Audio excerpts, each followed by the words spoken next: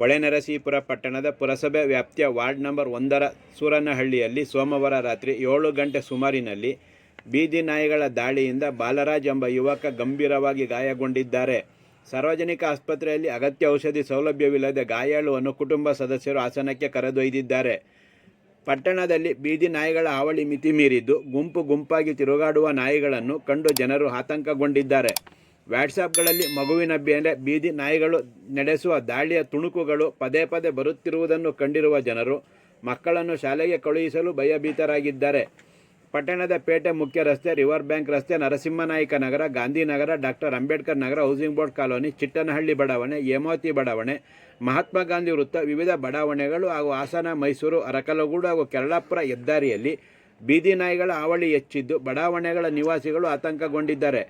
ಕೆಲವು ತಿಂಗಳ ಹಿಂದೆ ಪಟ್ಟಣದ ಸೀತಾವಿಲಾಸ ರಸ್ತೆಯ ಬ್ರಾಹ್ಮಣ ಅರ್ಚಕರ ಮನೆ ಹಿಂಬಾಗಿಲ ಪಕ್ಕದಲ್ಲಿ ಕರುವೊಂದನ್ನು ನಾಯಿಗಳು ಕಚ್ಚಿ ಕೊಂದು ಹಾಕಿದ್ದವು.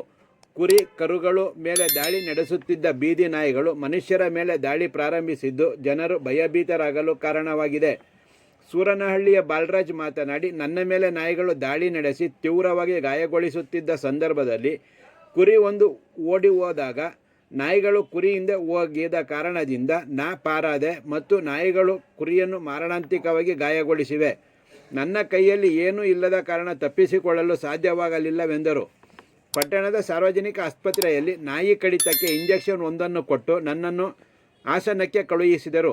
ಇತ್ತೀಚೆಗೆ ಆಸ್ಪತ್ರೆಗೆ ಭೇಟಿ ನೀಡಿದ್ದ ಕರ್ನಾಟಕ ರಾಜ್ಯ ಜಾಗೃತ ದಳದ ಮುಖ್ಯ ತನಿಖಾಧಿಕಾರಿ ಶ್ರೀನಿವಾಸ್ ಅವರು ಎಲ್ಲ ಚಿಕಿತ್ಸೆಯನ್ನು ಇಲ್ಲೇ ನೀಡಬೇಕು, ಹೊರಗಡೆಗೆ ಔಷಧಿ ಚೀಟಿ ಬರೆಯಬಾರದು ಎಂದು ಹಲವಾರು ಹಣಕಾಸು ಸೌಲಭ್ಯ ಕುರಿತು ಸುದೀರ್ಘವಾಗಿ ಮಾತನಾಡಿ ಹಲವು ಸಲಹೆಗಳನ್ನು ಸೂಚನೆಗಳನ್ನು ನೀಡಿ ತೆರಳಿದ್ದ ಬಗ್ಗೆ ಪತ್ರಿಕೆಗಳಲ್ಲಿ ವರದಿಯಾಗಿತ್ತು. ಆದರೆ ಅಂದು ತನಿಖಾಧಿಕಾರಿಗಳ ಸಲಹೆ ಮಾರ್ಗದರ್ಶನವನ್ನು ಆಸ್ಪತ್ರೆ ಆಡಳಿತ ಮಂಡಳಿ ಪಾಲನೆ ಮಾಡುತ್ತಿಲ್ಲ. ಇವರುಗಳು ನನ್ನನ್ನು ಹಾಸನಕ್ಕೆ ಕಳುಹಿಸಿದರು ಎಂದು ಬೇಸರದಿಂದ ನುಡಿದರು. ನಾಯಿಗಳ ಸಮಸ್ಯೆ ಕುರಿತು ಪುರಸಭೆ ಮುಖ್ಯಾಧಿಕಾರಿ ಮಹೇಂದ್ರ ಮಾತನಾಡಿ, ನಾಯಿಗಳನ್ನು ಹಿಡಿದು ಸಾಗಿಸಲು ಟೆಂಡರ್ ಕರೆಯಲಾಗಿದ್ದು ಕೆಲವರು ಟೆಂಡರ್ ಹಾಕಿದ್ದಾರೆ. ನಾಳೆ ಟೆಂಡರ್ ತೆರೆದು ನಾಯಿಗಳನ್ನು ಹಿಡಿಯಲು ಅನುಮತಿ ನೀಡುತ್ತೇನೆ ಎಂದರು.